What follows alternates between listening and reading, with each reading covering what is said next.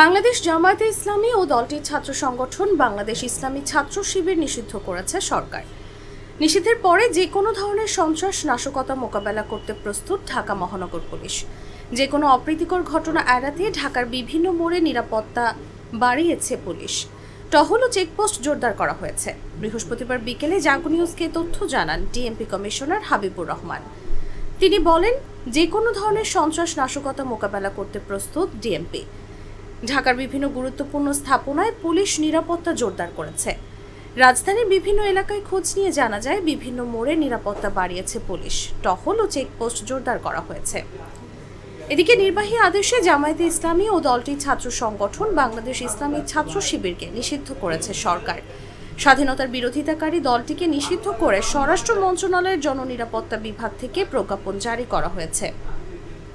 পরে প্রজ্ঞাপনটি গেজেট আকারে প্রকাশিত হয়।